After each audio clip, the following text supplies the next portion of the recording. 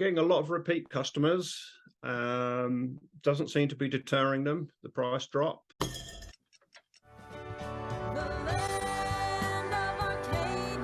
Well, hello there, my friends. Chris Marcus here with you for Arcadia Economics. We are recording on Monday, August 22nd, and fortunate to be joined today by Ian Everard of Ark Investments. Ian is a bullion dealer, and I thought it'd be a good time to check in. We have silver around $19 today.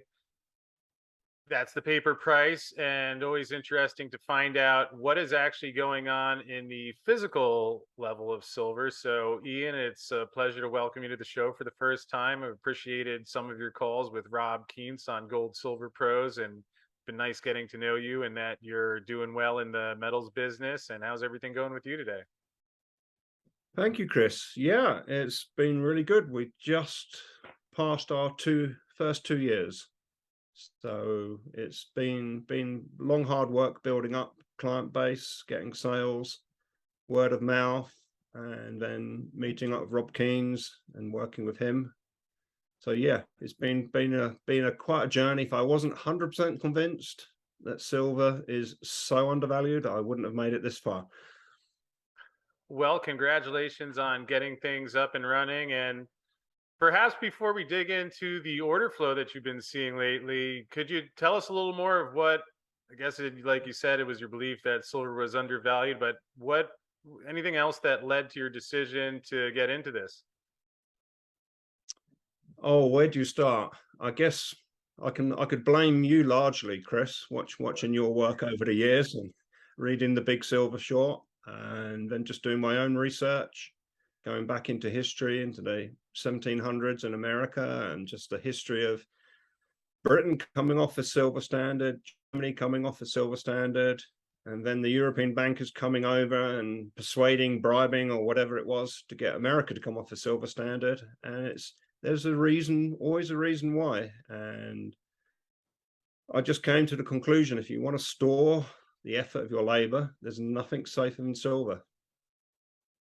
Well, I understand what you're getting at, and certainly studying how silver and gold were used as money, and then in 68 or in the 60s rather, seeing the silver removed from the coins, then 68 London gold pool falls apart. Then in 1971, we have the removal of the dollar from gold altogether, and seeing things escalate since then is what drew me in as well.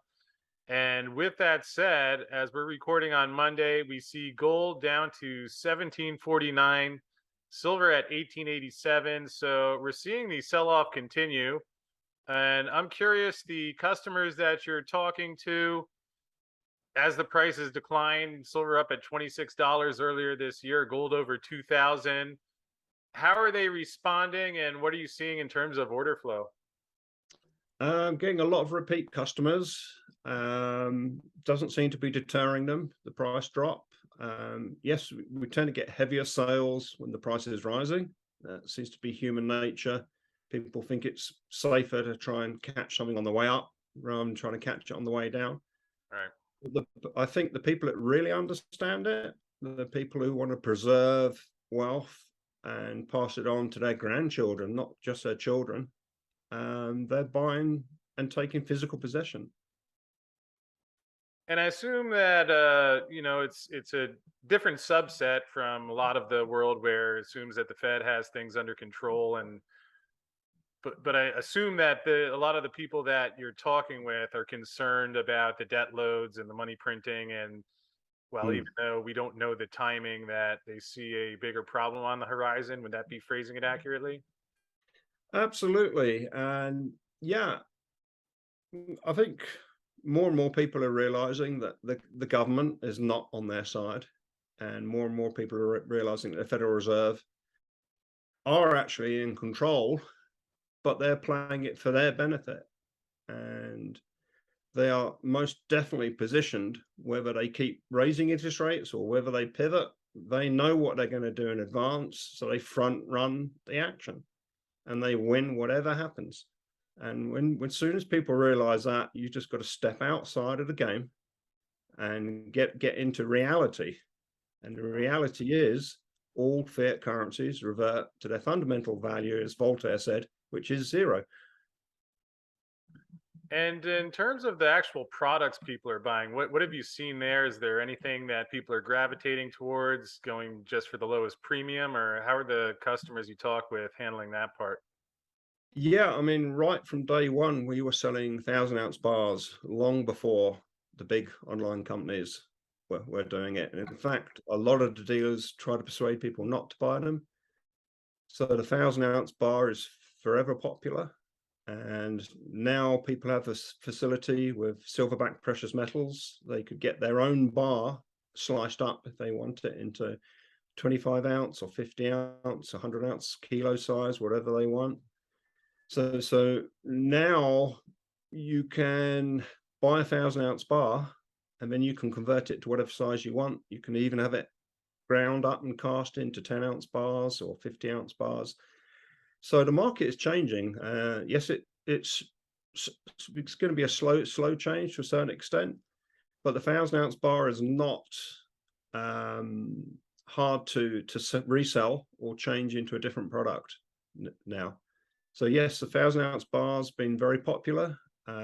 We just sold 4.5 tons of 100 ounce bars to one purchaser who's taking physical delivery of those. So that was a huge order. Generally, people are steering clear of the American Eagles, but the Maples, Britannias, popular kilo bars, very popular. Yeah, that was something I was going to ask you about, the Silver Eagles, where we see these premiums are high, not much coming out of the U.S. Mint, and so people are steering clear of those. Do you have many who are still interested, or is it just gotten to the point where the premium is so high that it just doesn't make sense? Generally, I'm pretty stubborn and I refuse to sell them to people. I steer them towards something else. I mean, at $13, $14 or whatever, wholesale is around the $12. It's just absolutely ridiculous. I mean, that's 60-70% premium. Right. That's it. It's a joke. And the legislation of the US government, it was supposed to produce as many as American people wanted to buy. And then they changed that to as many as the Treasury Secretary thought the people should be allowed to buy. And yes, there's technical issues. They can only pay a certain level for the blanks, and Sunshine Mint can get more selling blanks to other clients. They make the blanks to the Britannia, for the South African Silver Krugerrand, as well as for other companies. So by nature, their supply, the blanks, is restricted. But it's a whole unfair setup because the people who buy the Eagles straight from the US Mint, I think there's 26 or 27 authorized companies, they pay $3 premium. Yeah. And to me, that's extortion for then selling it on at 13, 14. I think $1 an ounce is a very healthy profit. That's Yeah, and can you give us an idea of some of the premiums that are out there right now for folks who might be new to silver? Just in some of the products that are more liquid, what are premiums like today? yeah, I mean, premiums on, so I've got one here, the 2022 Britannia, they're sub $5. For large orders of 1,000 or more, probably around the $4.50 premium on those. Right. And then there's the Armenian Noah's Ark, is always good to look out for. They only make about 8 million of these a year, and they change the date on them each year. Beautifully made by the premier German mint. Those are pretty similar to a Buffalo Round on a premium at the moment. So those are good ones to look out for. Maple's a bit pricey to my mind. Kilos are great. Kilos of either Valcambi or the Horace, they're the same premium as a 100 ounce bar. And so I think that's a great opportunity. That's a bit of an anomaly. And about what's the rate on those? Those are about $3 over spot on a kilo. Then there's the whole range of silverback precious metals.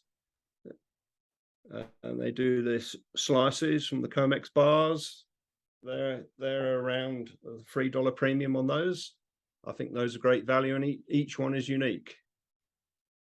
Yeah, and that's our friend Jim Forsyth who has been slicing those up, and nice to see you Nice in a way. Yeah. forward. Yeah, and I know you've also been doing some orders for the whole Comex bar, not just the slices as well. And obviously, that's a part of the industry that isn't always so easy for people to get insight into. Anything you could tell us about that process that you've learned or would be insightful to pass along? Yeah, I source from 5 suppliers now because the price fluctuates quite dramatically from different suppliers. Some suppliers get contracts and take them off the Comex. Others buy them direct from the manufacturers. And obviously, we haven't got the Russian supply now, which was quite a large supply of the 1,000-ounce bars. So yeah, it's really simple. The postage and insurance is free on those, or nothing's free. It's included in the price. So we do those as low as $1.09 an ounce. Yeah. But yes, it's a very simple process as long as you can pick it up when it's delivered, because they're about 70 pounds in weight. And are you getting a lot of people who have interest in the whole 1,000 ounce bar? Yes, they're very popular. Yeah, we've been from day one. We just been we just celebrated our second year, our second full year, and literally from day one we've been selling those. And what would you say to people who are looking for a Comex bar? Obviously, not as easy if I mean, I guess we have Jim slicing the bars up, but I mean, how would you phrase the difference for people looking at a 1,000 ounce bar versus some of the smaller size products and the trade offs between those two? Yeah, it's personal preference. I mean, they're heavy, but to a certain extent that makes them harder to steal. If somebody broke into your house, they're not going to stick more than two of those. If they stick two in their backpack, they'll have no straps left on their backpack. Right, right. Yeah, they're very easy to resell. It's the same shipping rate per ounce as shipping any silver. So the insurance and shipping is the same, but it's a much lower premium. So as silver goes up, your purchasing power gets multiplied, because premiums won't get multiplied. I mean, say silver is 10 or 25 times its current value, that premium will not multiply. So the bulk of your stack, you want ounces, in my opinion. Yeah, and certainly a lot to be said for getting the lower premium. That was generally the side that I always tended towards. Sometimes nice if you have a specific coin you want, but I think a lot to be said for that. Although, again, for folks who are looking at a 1,000 ounce bar, keeping in mind that there are differences there. And Ian, one other question I had for you: what are you seeing different today versus when you first got into this, whether in terms of premiums or order flow or just the way people are looking at silver? The time that you've been doing this now for a while, what has changed? Well, hopefully I've changed. Hopefully I've learned a lot. I think I'm a better, more knowledgeable. I'm generally much better at answering questions on the hoof. Just last week, a local national real estate company asked me to do a talk on precious metals and why they should be part of your portfolio. So I just did that on the hoof. So that was great. But I think there's a greater awareness, a much greater awareness now. Obviously, it's hard discerning from the particular people I mix with. Have they heard it from me in the past or whatever? But just to give an example, my younger sister told me in England, it's all over her LinkedIn about buying gold. Out of nowhere, suddenly there's a buzz that you need to buy gold. So I think there's a groundswell, and maybe only 1 in 10 of the people who hear that or talk about it will actually do anything. But there's definitely a wider range of people who understand what's going on. I've talked to people in their late teens, college students, people just going to university. They're actually buying silver. 18, 19-year-olds, 20-year-olds are buying silver. And I don't think we've seen that before. Yeah, it certainly is interesting because I think people are sensing that something isn't right, whether being forced to see the price of things going up, but that something isn't going well in the current setup. And I think that's perhaps driving a lot of the interest into the metals. And Ian, before we wrap up, anything else that you feel you'd like to share that investors would be well served to know, or just any general information about silver and gold or how to find you? Whoa, okay, so generally, let's presume that the Federal Reserve, which isn't federal, has no reserves and isn't a bank, let's presume until they prove they're not, that they're lying. That's an important. And I think we could probably say that for the government. I presume they're ignorant or they're lying unless they prove otherwise. And so far, history tells us that the government lies and the Federal Reserve lies. The Federal Reserve wasn't set up, it set themselves up in secret. And the main reason was to smooth out the economic cycle, but they've done the absolute opposite. They made it more violent, the swings more violent. So yeah, number one, presume that the Federal Reserve is lying to you. And so if they're telling you to have confidence in the dollar, I would suggest you shouldn't. I mean, let's just look at what JP Morgan are doing. They're telling their billionaire clients there's a very small chance of having a soft landing. We're going to go into a bad hurricane of an economic crisis. Yet they're telling their normal investors everything's fine, jump back in. So yeah, so they're speaking with forked tongues. So that's number one. And I guess you've got to do your own research, and that's probably the most valuable thing you can do, is to come to conclusion yourself what's going on.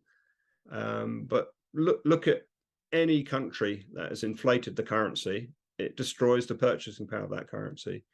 We've seen just the beginning of it now, and that's causing huge distress. So it's definitely time to not be doing something.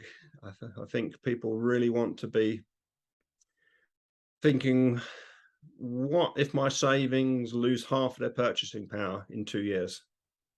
Because it's more than a what if. I think there's a high probability now that we're really running at around 25% devaluation. And the figures play out from the increase in the money supply. It takes 1.5 to 2 years for that to filter down. And so we haven't seen the real debasement yet, or the effects of that. Yeah, I agree, and certainly interesting seeing some of the central banks in London or in Europe talk about how they're worried about an inflation crisis coming, not just what's happened already. So certainly a good time to be thinking about how one chooses to respond to that. Ian, in wrapping up, can you let folks know if they are interested in talking with you, have questions, how they could find out more about what you're doing? Yeah, sure. Our website is arksilver.com. All right, we have that up there in the background and will be in the description field below. So Ian, congratulations on everything you've been doing, getting started, and glad to hear things are going well. And I appreciate you joining me today and offering a little insight into the market. Thank you, Chris. Well, thank you, Ian. Sure appreciate that update. Always good to hear what's happening on the physical level of the silver market, often quite different from what we see in the paper trading, although great to have Ian on the show, and I know he's doing a good business over there. Real quick before we wrap up, would like to thank Sierra Madre Gold and Silver for bringing us today's episode. Sierra Madre with 3 projects that they are heading towards production in the next couple of years at Tepic, where phase 2 drilling currently underway, La Tigra, where they have a phase 1 drill program underway, and of course they are also closing that deal for La Gatera that they purchased from First Majestic. So good portfolio of assets, and seen Greg Liller on the show a couple of times talking about them, and we'll look forward to having them back on soon. So thank you for bringing us tonight's episode. Hope you're having a great day out there at home, and I will see you again tomorrow.